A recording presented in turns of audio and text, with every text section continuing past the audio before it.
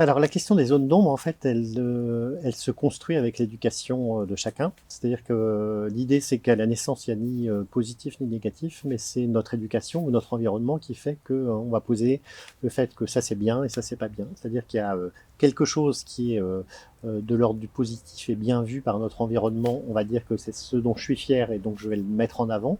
Et puis il y a une autre partie, en fait, pour laquelle j'ai appris que c'était pas bien et qu'il fallait le taire. Et ça va être les zones d'ombre, ça va être les éléments dont je peux avoir honte.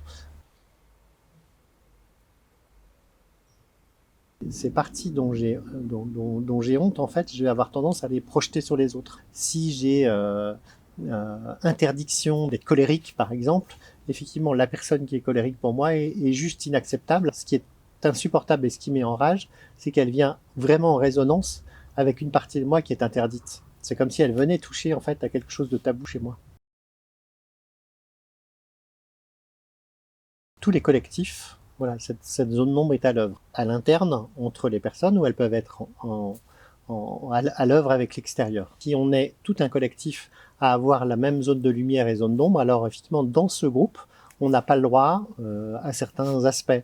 On n'a pas le droit de s'occuper que de soi, on n'a pas le droit à la colère, on n'a pas le droit à la tristesse. Alors si une personne se permet ça, entre guillemets, dans le groupe, alors elle peut devenir bouc émissaire du système, et c'est le malade désigné qui va même permettre de conforter le fait que nous, on est les bons, puisque voilà, on a pointé du doigt le fait qu'il y a un mauvais en face. Ou ça peut être à l'extérieur du groupe, c'est-à-dire que nous sommes les bons dans notre entreprise, dans notre organisation, dans notre association, parce que les mauvais, effectivement, regardez, ils sont là-bas.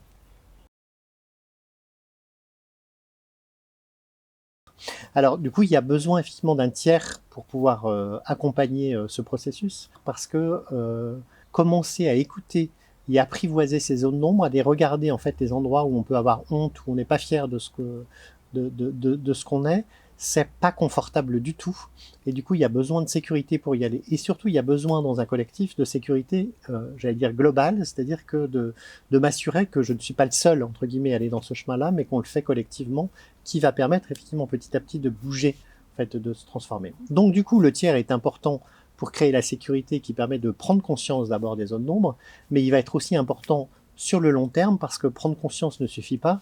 Il y a tout un travail d'apprivoisement et d'acceptation de nos imperfections, de nos propres paradoxes, des paradoxes de l'autre, qui se fait vraiment dans le temps.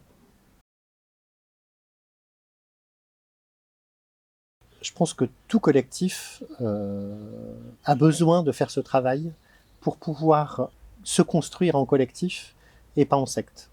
Une forme sectaire, en fait, c'est une forme très fermée, finalement, dans laquelle il y a l'extérieur et l'intérieur, et on est en sécurité à l'intérieur. Et au nom de cette sécurité, on est prêt à faire des concessions qui peuvent aller au-delà de se respecter soi-même. Si on ne veut pas s'enfermer dans la radicalisation ou dans ou une forme de sectarisme, alors ce travail est indispensable.